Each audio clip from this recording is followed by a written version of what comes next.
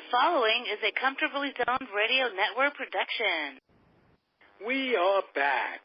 New York Yankee baseball, past, present, and future. I'm Ralph Tycho of the Comfortably Zoned Radio Network, and I am going to introduce our hosts, Jack Degraw, and to lead it off, Robert Deininger. Here you go, gentlemen. Have a great show. Thanks, Ralph. So the Yankees this weekend were able to take 2 out of 3 from Toronto, but again, Sonny Gray, he had 7 starts at Rogers Center with an ERA of 1.88, and he gets rocked right off the bat.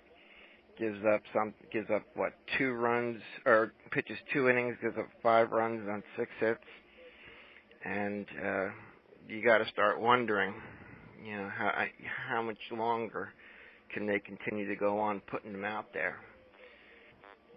His last 3 outings, he's got an ERA of 12.27. I was just wondering what you thought of his performance. Well, it hasn't been anywhere close to what the Yankees expected. I mean, I was thrilled when they got him, but I mean, he's a completely different pitcher than when he was with Oakland. And I mean, maybe it's the big ballpark in Oakland, but I mean, he's leaving these pitches up. And I read somewhere him and Rothschild are working, on his little mechanics, and hopefully he'll turn it around, because you can't keep throwing him out there every 4th or 5th day, and he gives you 2 innings. Yeah, I mean, in his last 3 years, he's 20-30. And his worst year ever was in Oakland, I think, in 2016, where he had an ERA of like 5.69. But other than that, that was the worst season he ever had in Oakland by far. And it just, you're right, though. I mean, with the Yankees, he leaves a lot of those off-speed pitches, sliders, breaking balls right over the plate, especially when he gets behind in counts. Well, I mean, the thing is, it just seems the pitching philosophy's changed now. I mean, it's like, I would just like to see a guy like Sonny Gray just like challenge the hitters. Yeah, just attack the zone. And throw that, that splitter that nobody can hit, and just be aggressive. Just go after hitters and stuff like that, instead of like nibbling and being afraid to make mistakes, and then you hang a pitch. And in Yankee Stadium, I mean, it winds up in the stands. Yeah, and his last 2 outings were against Toronto and Boston, and in those outings he gave up 11 runs on 13 hits while allowing 18 base runners in just 4 1/3 innings. And, if in a big series, in a 7-game series, if you got to rely on him, you could be in trouble. I wonder at this rate if Phil's going to be starting a playoff game. Yeah, I think if they get into a 7-game series, you could only start him maybe game 4 and stuff. And the Yankees are up against. They got a couple injuries in the pitching staff, and you almost have to stick with Sonny Gray now. Yeah, because that one young pitcher they had, Jonathan Loaiza, I think his name is. He was supposed to have an MRI done today on his shoulder, and he looked very promising, but apparently he missed all of 2014 and 2015 with shoulder problems. Yeah, I mean, if you look at his, his minor league career, I mean, he pitched, I think, 2012, 2013 with the Giants in the Dominican League, and then he missed 2 seasons. Yeah. And if you check his minor league record, he really don't have a lot of experience. Yeah. He started out down here with Tampa, and, then he was in the big leagues. He looks really good, but he has a history of arm trouble. Yeah, and Domingo Germán, he looks great every, one outing, and then he struggles in the next. He shows a lot of potential, but that's one of the reasons I think the Yankees have to get a top-line starter just for a little security going down the stretch. Yeah, I think, you're going to see a move or two. I don't know that, it'd be great if they could go to the Mets and get DeGrom or Syndergaard or, maybe with the Taggers and, with Fulmer. They mentioned J.A. Happ and stuff like that. But, with the pitcher struggling now, it's like you just want to maybe pick up a pitcher for a couple months who can give you some decent outings. Yeah, and I know Fulmer has, it would probably cost you a little more, but I think he has more years on his contract, or at least more years of control than someone like J.A. Happ, who's basically a free agent after the season. Yeah, well, the Yankees have a lot of guys they can move in the minor leagues, but, I wouldn't, talk about, Torres and Andujar. I mean, I would never get rid of any of those guys and stuff. No. Maybe if you're talking Clint Frazier or, Billy McKinney or, guys like that, but I wouldn't, and go Justin crazy. Sheffield made the Futures game, which is promising. I can't wait to see. I think it'd be nice to see if he's a September call-up to get a look at him. Yeah, that's a good possibility at this point. I think eventually, we will see him this year, because it'd be nice to have a lefty, besides CeCe, because when the Yankees won in 2009, they had, CeCe was a power pitcher then, and they had the great bullpen. And another thing that concerns me about the Yankees, they seem to be like they were from 2002 to 2008. They just rely on power, and they don't play any small ball. In 2009, when the Yankees won, they had Johnny Damon and they had Brett Gardner. You have guys who can steal a base, and it just seems like right now they're all or nothing. It's like, I forget what game it was, but I think it was the top of the 10th, and there was a runner in first, and Brett Gardner was up with no outs, and I was screaming bunt, and he wound up grounding into a double play. But it's like they almost don't even think about trying to play small ball, and it's a little frustrating at times when you know you need to keep pace with Boston. Yeah, I mean, the philosophy now is baseball. Everybody just swings from the ass and tries to hit home runs and stuff. I mean, you don't see a hit and run, and you don't see a bunt. It's just like, we're going to swing from the heels and try to hit it out of the ballpark. And if we strike out 12, 15 times a game, well, that's part of the baseball. Yeah. Oh, and another thing about Sonny Gray I want to mention, opponents are batting .284 against him. And Larry Rothschild said, let me see if I got the quote here. He says he doesn't question his effort. He makes a few good pitches, and then he makes one bad pitch, and it cost him.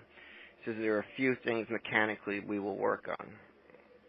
So hopefully maybe in his next start, whatever they work on, will show a little bit of improvement. But Rothschild didn't want to go into detail publicly about what he sees and what he doesn't. Well, we're going to find out, what happens on Wednesday when he goes against the Orioles. And the good thing is the Yankees are getting Tanaka back tomorrow night. Yeah. That's going to be a huge plus for him, too. And I wasn't aware that Gleyber Torres has had chronic hip problems. Is that anything that we should be worried about in the future, or is it just wear and tear of playing all the time? I mean, it's a concern because, he's a young kid. Yeah. And, you have trouble with your hip, and then you're going to have trouble with your knees, and you're going to have trouble with your legs. I mean, he's not a speed guy.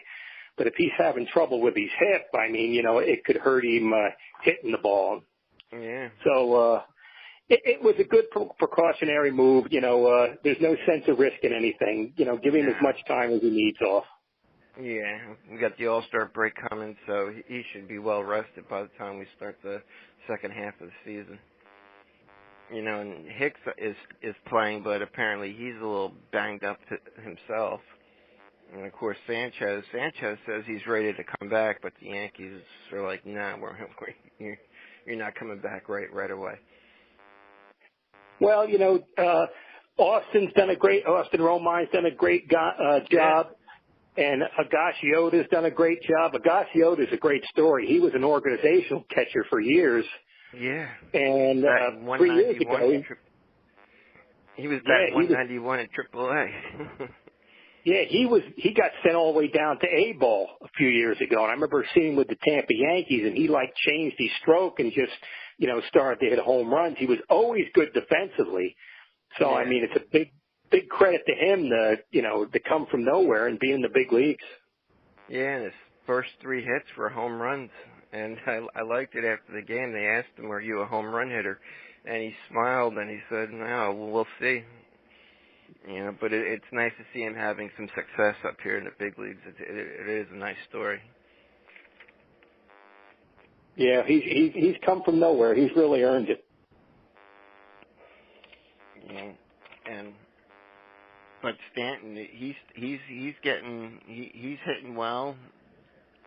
Judge is hitting well. I mean, I like the guys in the lineup, but it'd be nice to get them all back healthy with Sanchez in the mix and Bird start hitting a little bit better. I know they just sent Brandon Drury back down, optioned him back down after the game 1 of the doubleheader tonight.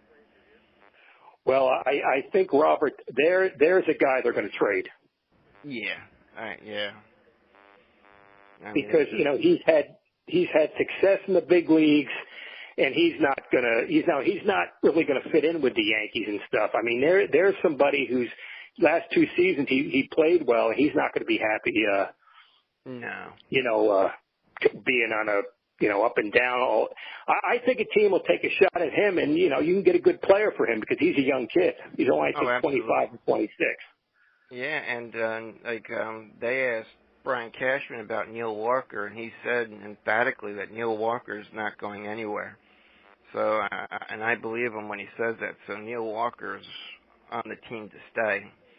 So I mean, it's kind of hard to find a spot for him, a consistent spot for him in the big leagues. Well, with him being sent down, who knows? We might see a move in a couple days and stuff. Yeah, and Clint Frazier, I know when he's down in AAA, he's tearing the cover off the ball down there. Yeah, but the Yankees have so many outfielders. It's like, I'd like to see Frazier stay up, but what are they going to do with him? You got Hicks, you got Stanton, you got Judge, you got Brett Gardner. I mean, Gardner's struggled a little bit offensively, but he can still cover ground in the outfield, and he does still have speed. So, I mean, and with there's Tyler so much Wade, talent what he can do. And Tyler Wade can also play the outfield. Yeah, he can play all over. So yeah. Do you think he's someone they would trade to, Tyler Wade? Yeah. He seems like a kid. He can play anywhere, and that'd be a good pickup for a team because he can play first, second, all the infield positions. He can play the outfield, and he's still young, so maybe if he gets some playing time in the big leagues, he could learn how to hit. Yeah, because sometimes some guys just have a trouble of just playing at Yankee Stadium, and a change of scenery does a player wonders. Yeah, I think a young kid, when they only play once a week or they only get a few at bats, it's hard to get any, anything going. And with the Yankees, every game they play is a big game, so there's not a lot of patience. And yesterday, what was it? Yesterday, yeah, I was in a chat room, and I couldn't get over the amount of people who want to trade Gary Sanchez. I think I brought this up with you last week. It just seems like a recurring topic. I just don't get these people that want to trade Gary Sanchez just because he's had a bad year so far, in their opinion. I think that is one of the stupidest things I've heard. And no, you don't get rid of somebody like that. No. Somebody that young who can hit home runs and knock in runs. And I mean, like I said last week, defensively you can work on that and stuff. Yeah. And even if he struggles defensively for a couple of years, you got him as a DH and things like that. So when you get a bat like that, you hold on to it. Yeah, and I made the point. Jorge Posada made was with the Yankees at the end of '95 and made the team in '96, but he didn't become the full-time starting catcher until 1999. he split time with Girardi in '98, but it wasn't until '99 that he was given the everyday catcher's job, and that was because Torre wanted to make sure that he learned the nuances of what it took to be a catcher. I mean, there's a lot of responsibility to go playing, catching a baseball game. Well, when Jorge come up, he was a second baseman initially, so he really started from scratch. That's true. Yeah, I forgot about that. But still, I mean, to ask a guy to squat behind home plate, game in, game out in the heat, and then ask him to hit 30 homers and drive in that's a lot. And I just think he's just having a little bit of a down year. Yeah, but he still hit homers, he still knocked in runs, and he's a threat every time he comes to bat. So, yeah, he's got 73 home runs, I think, in something like 240 games. I mean, that's just unreal. Yeah, I mean, how many games has he caught in the big leagues? Maybe 200? Yeah. 225? Yeah. So he's still learning the position and stuff. Yeah. And Severino, I mean, coming into the year, I was a little skeptical about people calling him the ace of the rotation, but I'm on board now. I mean, this guy is just on another level, Severino. Yeah, he's really come a long way, and he's right up there now with the top pitchers in baseball. Yeah, 14-2 with a 2.12 ERA. I mean, my God, 143 strikeouts and 123 innings. I mean, my God. No, well, that's somebody you can rely on. I mean, it's great that he's a Yankee. Yeah, and I know Tanaka will have a good game followed by a game where he gets bitten by the home run, but in the postseason, Tanaka's a lockdown pitcher. So between Severino and Tanaka in the playoffs, you got two really good pitchers. And of course, Batia. Well, with CeCe, he's now like a finesse pitcher. So, you get against the teams that can hit, and if his location's a little off, he gives up home runs and stuff. But, the scary thing, Robert, like I mentioned last week, I mean, the Yankees and the Red Sox, one of those teams are going to win 106 games, and they're going to play in the wild card game. Yeah. And, it could be over in one night. So, you really want to win your division. Yeah. And I was having a little debate with a gentleman about Sonny Gray, and I was trying to tell him, the importance of what would happen, if we don't win our division. He's like, it doesn't matter as long as we get the wild card. And I was trying to stress to him how important it is not to get the wild card. I mean, if we're stuck playing the wild card, then we have to start Severino. And then that throws out, I mean, that causes problems with your rotation going into the next series. Well, the thing is now, Robert, you have the two wild cards. Years ago, you only had the one wild card, so it really didn't make any difference if you won the division or not because you were still in the playoffs 3 out of 5. Now with that one game and stuff, and, a lot of people don't like it, but it's not going to change because it keeps the interest up and it makes the owners billions of dollars more like they really need it. So, you better win your division. Yeah, because last year, Severino, he gave up 3 runs to the Twins in that wild card game, and even though they went on to win it, his next start in Cleveland, he was a little shaky. And I'd rather have them going into the playoffs on a high note and, not nervous about what happened the previous outing in a wild card game. I think it's just very important to win the division outright. Yeah. But it's Boston Yankees. It's going to go down to the wire. I know coming in today, the Yankees are 2 games back of Boston and tied in the loss column. Yeah. Actually, Yankees did lose game 1 tonight. Yeah, I've seen that. They had a lead. They had a 3-0 lead, and they lost. Now they're winning the second game 4-0, and Seth has pitched pretty well. So. Yeah, and Boston right now is winning 2-0 in the bottom of the seventh against Texas, so it looks like Boston's going to go on to win.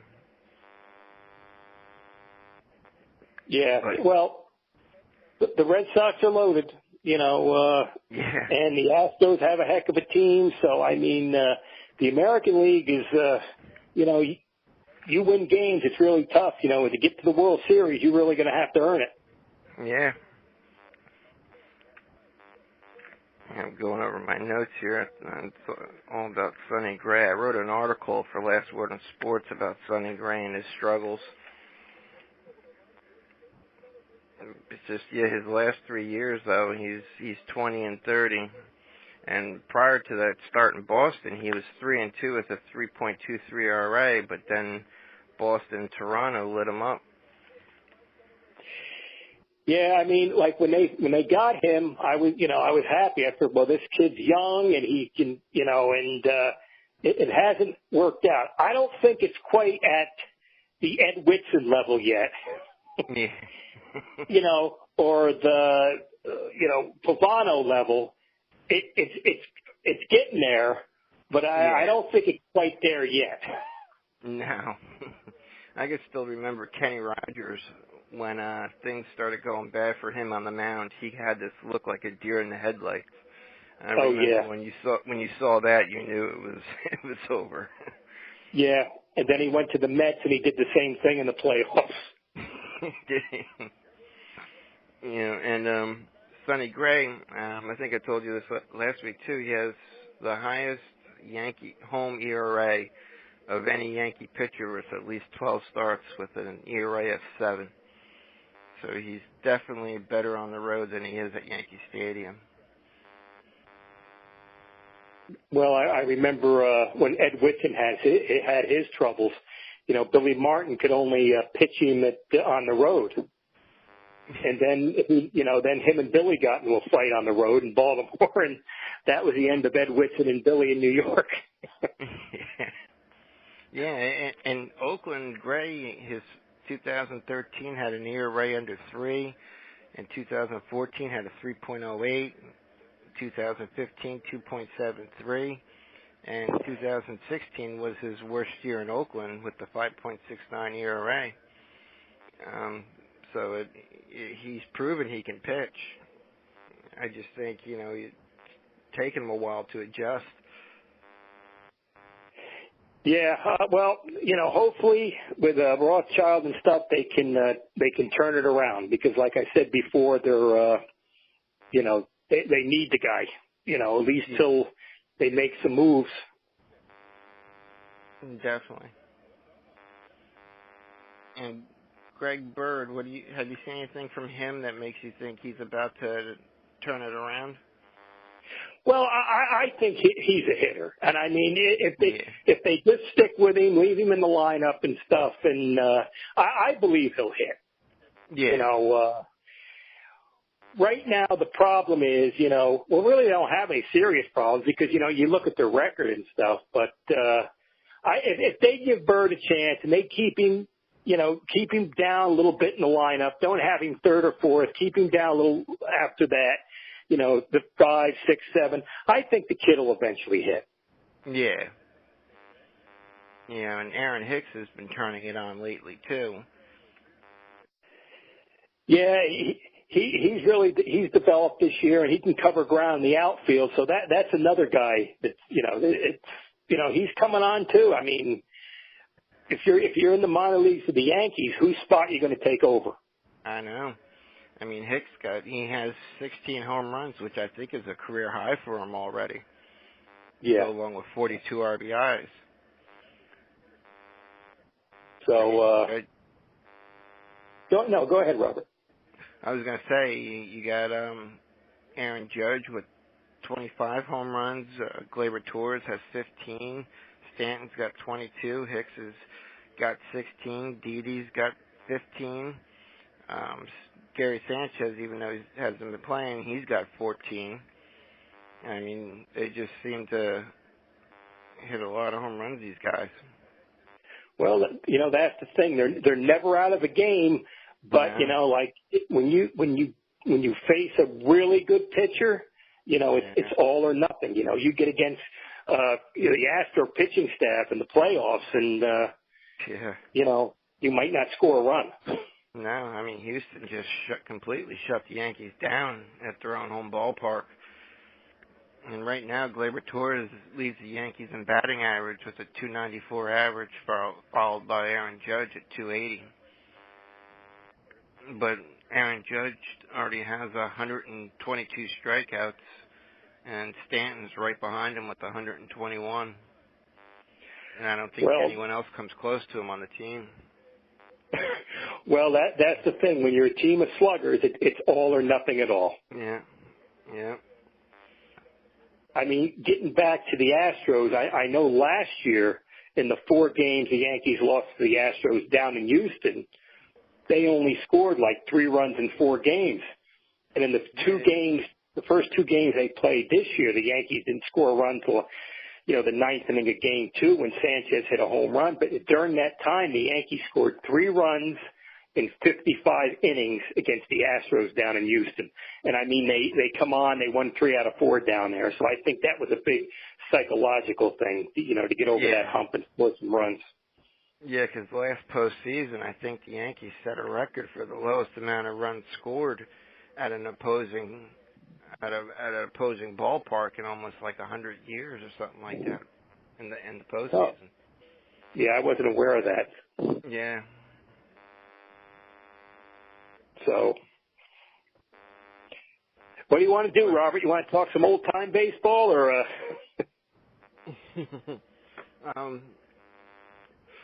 Yeah, there was something I wanted to bring up to you. I remembered it after we talked last week, and I can't remember for the life of me what it was about. I think that's good. What do we got after Toronto? Do we got Cleveland? Yeah, I think we have Cleveland, and then you have the All-Star break. And who knows, maybe Severino will, start the All-Star game. I would really love to see that, because I think Sunday, when I think the All-Star game's on Sunday, that should be right around his pitch day, so they could easily start him. Well, I hope pitch him an inning, and that's it. Yeah, get him in, get him out. Yeah. And Cleveland, now, they're quietly having a really good year. I don't hear much about them, but they're in first place, and they're in the Central. Yeah, they get lost in the mix, with the Yankees and the Red Sox and the Astros. Yeah. They get overlooked a little bit, but they got a heck of a team too. So, the American League is loaded with the top teams. And I read an article. This is not about the Yankees, but Tim Tebow, the acting GM of the Mets, basically said he has no intention of promoting him to the big club, and beyond that, he has no intention of promoting him to AAA either. And he basically said Father Time is closing in on him, and I don't know if the window's open long enough for him. And I don't know what to make of that. I'd feel bad if Tebow doesn't at least get a shot, or a call up, especially if the Mets are fighting for last place come September. I was wondering what you thought of. Personally, I'd like to see him get a shot. It's just something to generate interest if you're a Met fan. I mean, this team is going nowhere. I mean, here's a team, 2015, the Mets are in the World Series with all this great young pitching, and they look like they were coming on. And now it's like, what do you have? Yeah. You got 2 great pitchers, and you don't have any position players who are really doing anything. So, I mean, what can you sell the fans? Yeah. And it's not like, he's batting .261 with 12 doubles, 5 home runs, and 33 RBIs. And they pretty much have him batting in the bottom of the lineup. But, for a guy who hasn't played since his junior year in high school, to be batting .261 in AA, where the best prospects are, kind of have to tip your cap to the guy. Well, if they bring him to the big leagues, it'll sell tickets. Yeah, it really would. And it'd be a shame if the Mets don't, because I think this is his last year on his Mets contract. I think they signed him for 2 years. I'd like to see him continue playing, even if the Mets don't bring him back. Well, hopefully he'll get a shot. Sometime, in September they bring him up, when the Mets are going for their 100th loss. Yeah. I don't know. It's a sad situation with the Mets, and I hope they can turn it around because if the Yankees and Mets are both good, it's a great rivalry, and they got great fans up there, and now you don't have anything. And I created a poll on Twitter. Most of the Met fans do not want to see either DeGrom or Syndergaard traded. But, I mean, at some point, you've got to start replenishing that farm system, because, I mean, they got to do something. And those are their two most valuable pieces. Well, it would definitely take a lot to get them, but, you have to get – the Mets got to get some, young, everyday players they can stick in the lineup and, give the fans some hope because – what good is the two of the best pitchers in baseball when you can't score them any runs? I mean, when you can't score any runs, it's just watching the games are just it's pathetic. There's no enthusiasm, and I mean, there's nothing going on over at the Mets. Yeah, and I read an article where they're willing to listen to offers for Steven Matz, Todd Frazier, Bruce. And I think a couple other players. But, I mean, I don't know how much you'd actually get in return for a lot of those guys. And I think maybe they're just trying to unload some contracts. Yeah, they're old and, they're only going to be rentals. Maybe March, the pitcher, might get some interest. But the rest of the guys, they just be a rental. And you're not really going to get too much for them. Yeah, I mean, because unless the Wilpons are willing to go out next year and spend cash to bring in players, you're just wasting DeGrom and Syndergaard's talent, really. Well, they don't spend nothing. I mean, who knows? I mean, maybe with the Ponzi scam, the Wilpons really took a hit, and who knows how much money they lost. Yeah, it's true because you got to wonder why they don't make a concerted effort to go out and try to put some quality players on the field. I mean, the one guy, Cespedes, who, I mean, every time I look, he's just never on the field. Yeah, I'm glad I'm a Yankee fan. Yeah. Me too. But I really thought, with a season where we're going to have a Yankees and Mets, just a back and forth type of year where the teams were just doing great, but unfortunately the Mets took a nosedive. Yeah, they started out 11-1, and that since then they're like 25-50, I believe. Yeah, and I think they're battling the Marlins for last place. Yeah, the Marlins don't have anyone. Yeah. Well. The good thing is the Marlins don't have any fans either, so it's nice to see the fans speak up. Yeah. Yeah. Oh, Jack, there was something about Mattingly. It's still driving me crazy because I wanted to bring it up and I couldn't remember it. Oh, it was Yogi Berra. That's right. In 1983, when Mattingly came up, I don't know if it was towards the end of the year, but Yogi saw something in him and was playing him at third base, left field, right field, and Yogi was adamant that you had to get him in the lineup because I think Steve Alboni was playing first base at the time, and it turned out to be a great move by Yogi, keeping him up there. Yeah, I remember. Now I could be wrong. It was 82. They brought him up. I think Mattingly was number 46. And he played right field. And, nobody knew baseball like Yogi. So, there was somebody was a legend, and they don't know, nobody knows the game like Yogi. I remember Yogi used to come to spring training here, and the knowledge he had, you can't get anywhere else. But to see Don Mattingly play third base, those old highlights. He could play, Donnie. Well, I remember a game, I think it was in Seattle. It was an extra inning game, and the Yankees run out of third baseman, and Mattingly played third. And I remember he threw a guy out from third base. So I don't remember the year, but, you can check the stats on that. I remember he threw out a guy from third base. Yeah, and also that year Mattingly won the batting title, Wade Boggs was actually ahead of him and decided to sit out that final game. And Mattingly, I think, went, 3 for 4 to win the batting title? Yeah, it was him and Winfield were in it, and I think the last game, Mattingly had at least 3 hits, might even had 4, and Winfield went 1 for 5. And yes, Boggs did sit out. Sit out. See, I don't like that, players sitting out to try to make sure they win a title. Well, when Ted Williams hit 400, he was at 399.9 or something, and he played the last doubleheader of the season, and he got 6 hits, and he batted .406. So, Teddy Baseball didn't take it easy either. He wanted to get it the right way.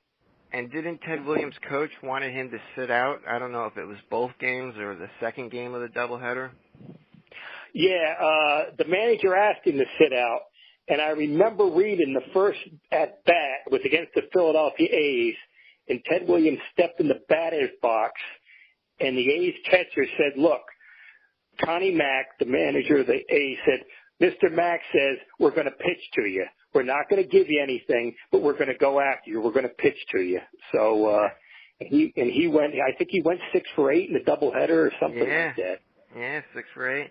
And what I find amazing about Ted Williams is he missed 5 years of baseball because of the Second World War. And if he didn't miss those 5 years, he would have easily hit over 500 home runs. Well, he was in Korea too. Oh, and yeah, in the Korean War, that's why they took him back the second time. But in the Korean War, he was a fighter pilot, and he had some close calls. And there was one he almost got killed in a plane crash, and he was going to. His plane caught on fire, and he didn't want to eject out of the plane because it would hurt his knees. He wouldn't be able to play baseball. And he landed on the landing strip, and it caught on fire and stuff, and he got out just in time. And, that's another story about Ted Williams. And also another war hero was the Yankee infielder, Jerry Coleman. How about that? Yeah. I never knew that about Ted Williams being that close to danger. Wow. Yeah. In the Second World War, I don't think he's seen any action fighting, but in the Korean War, he was getting up there in age, and he had some close calls, so he was really he was the real John Wayne. Yeah. Ted Williams was the real deal. And my father, his favorite player is Mickey Mantle, followed by Elston Howard. But when Mantle hit his 500th home run against Detroit, I forget who the pitcher was, but he called the catcher and told the catcher, "I'm going to throw this one in." And Mickey said, "Did I really just hear what I thought I heard?" And he grooved one in, and Mantle hit it out for his 500th home run. And I forget who the batter was behind Mantle, but he asked if he's going to get one down the plate, and the pitcher almost threw it in his ear. Well, the story was the pitcher was Denny McLean. Okay. And the next batter after Mantle hit the home run was Joe Pepitone. Joe Pepitone, that's right. My dad tells the story all the time. And Joe got knocked on his butt. I'll share a little story with you, Robert. May 17th, 1967, I went to the Yankee Stadium, and it was a Wednesday night game against Cleveland, and I seen Mickey hit his 501st home run. Oh, man. So I just missed history and stuff. That's like Bobby Cox said when Mantle retired. He said even though his body was, beaten and broken down, he was still their best hitter on their team in his final year. Yeah, 68 is nobody scored any runs. I mean, Carl Yastrzemski led the American League. He hit 301. Danny Cater hit 290. Roy White led the Yankees in hitting. He hit 268. And didn't Roy White, wasn't there they had extreme potential or promise with Roy White? They thought he was going to be better than he actually was? Well, Roy was a heck of a player. Roy could do it all. The only thing is his arm wasn't that strong. And to find out in a game in 65, you never heard about it. He tore his rotator cuff, I believe, and he couldn't throw after that. Oh, man. But Roy was a special Yankee and stuff. When I think of him, I think of nothing but fond memories. And he went to Japan, and he hit behind or in front of Sarahara O. So, and then Roy come back, and he was on the 77, 78 teams that won the World Series. So. And am I correct? Mickey Mantle regretted coming back that last year because it dropped his average below 300. Yeah, the last 4 years. Yeah, after 64, his legs were shot. So 65, 66, 67, 68, the average dropped to 298. If he'd have retired after 64, his average would have been like 308.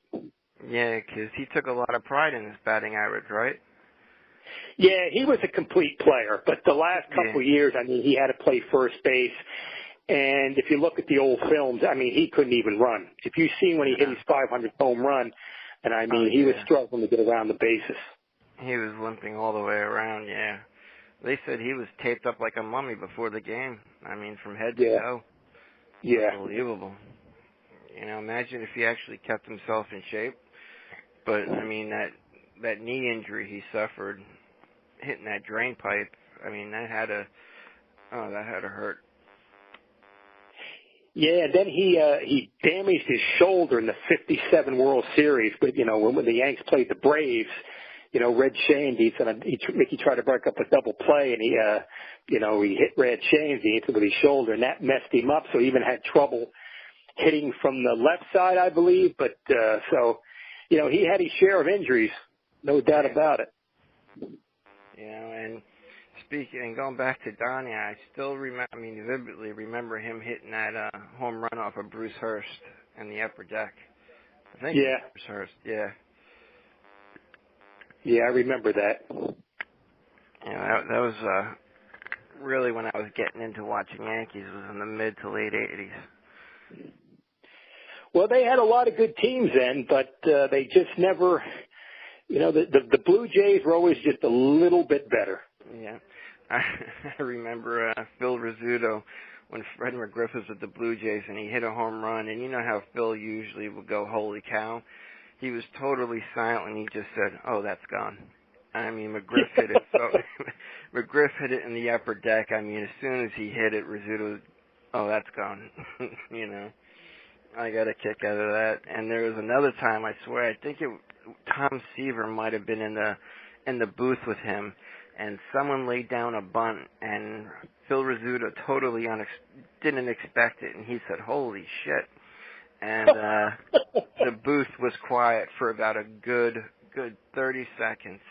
No one said a word, It was, I love Phil Rizzuto. Yeah, he was Yankees all the way and stuff, so. Yeah, he'd leave to get his coffee in the 7th inning and never return. Yeah. But this was fun, Jack. Well, yeah, I enjoy it. I enjoy it, Robert. It's always good talking about the old times because I remember a lot of those guys, and it brings back great memories. Yeah, and like I said, my dad, diehard Yankee fan. Mickey Mantle, Elston Howard. My dad was even a Roy White fan. And to think, like, Yogi Berra has 10 World Series rings just blows my mind. Yeah, and he had more as a coach. Yeah. It just blows my mind. And that movie 61 that Billy Crystal made about the home run chase with Mantle and Maris, I think that was a great movie. And I just watched that last week. Oh, really? Yeah, I watched it on YouTube. And was it true that they wanted Ralph Houck to switch Mantle and Maris in the lineup, and Ralph Houck said, as long as I'm manager, I will not switch him? Well, yeah, the thing I remember, I think that whole season, Roger Maris only got walked intentionally once. That whole season, so. Wow. And Maris won, 3 MVPs? I think 2 with St. Louis, 1 with New York. Well, he won the 1960 MVP, and he won the 61 MVP. And for like a 5-year stretch, Roger might have been the best player in baseball from 60 through 64. He was in 5 World Series with the Yankees, and then he went to St. Louis, and he played in 2 World Series with the Cardinals, and won one of them, beating the Red Sox when the Red Sox had Ellie Howard as a catcher. Wow, that's right. That was the last year Ellie played, right? That was 67. I think Elston might have played in 68 a little bit, but I'm not positive. Yeah. Because he didn't want to go to Boston at first, right? His wife talked him into it. Yeah, but the Red Sox were in the pennant race, and they were glad they got Elston. And I remember the manager Dick Williams told these pitchers, he said, "Don't you ever shake off Elston Howard." So. Yeah, and Elston had a bad elbow at that point, right? Yeah, he struggled the last few years. I mean, some years he didn't even hit 200. He hurt his arm in 65, I believe. 63 was the American League MVP, and he hurt his arm, and he couldn't, or hurt his shoulder or elbow, and he couldn't hit after that. But he still was an outstanding defensive catcher. Yeah, and imagine what his numbers would have been like if he didn't spend all those years backing up Yogi Berra. I mean, he could have been on another team putting up numbers left and right. I mean, he was a great hitter. Yeah, he'd have been a Hall of Famer. Yeah. Oh, that's right. The thing I wanted to ask you last week was, do you think Don Mattingly will ever make it to the Hall of Fame? The thing is, Robert, I think Don Mattingly is one of those players. He had Hall of Fame talent, but I think the numbers just fall a little short because, when he got the back problem, that just, he just wasn't the same power guy after that. So, I mean, the guy was a terrific ball player. He was a great Yankee, but I think because of injuries, he's one of those guys that you say, what if, Yeah. Yeah, sure. But what do I know? Because I think he still has a .301 career batting average, which I find remarkable considering those last 5 years. I mean, he had trouble even hitting 260 sometimes. Yeah, he just wasn't the same player. No. And I was so upset when they picked Girardi over Mattingly to be the manager. But I still wish Mattingly success as a manager. It's just unfortunately he's with the Marlins right now. I thought he did a good job with the Dodgers, but just couldn't get over that. Well, Miami is a whole different story, and I mean, don't get me started about Major League Baseball in Florida because it's not a good thing. I don't think it's not really working out, is it? No. Yeah. All right, Jack. I'll let you get going and catch the rest of this Yankee game. Well, okay, Robert. It was a lot of fun. Thanks for letting me talk about some old-time Yankee baseball. I appreciate it. I love to hear it. Well, anytime, Okay. All right, Jack. Okay, Yeah, Robert. Thanks a lot. I appreciate it. Oh, you're welcome. You have a good night. You too. Bye-bye now. Okay. Bye-bye.